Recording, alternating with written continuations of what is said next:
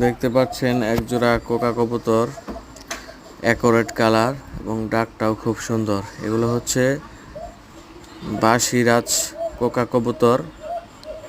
জোড়াটা খুবই দারুণ এবং দেখছেন নটটা কিভাবে মাদিটাকে আকর্ষণ করছে।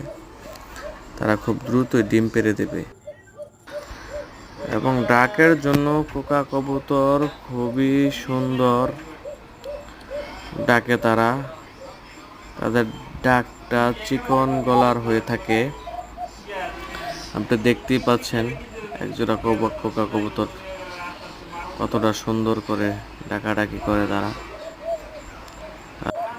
এদের ডিম বাচ্চা অ্যাকোরেট হয়ে থাকে। তারা উড়ানের জন্য না, অন্তত তাদের ডাকের জন্যই মানুষ বেশি তাদের ক্রয় করে থাকে। তার ডাকটাই মূলত সব থেকে সুন্দর হয়ে থাকে। ভালো লাগলে কমেন্টে জানান সবাই।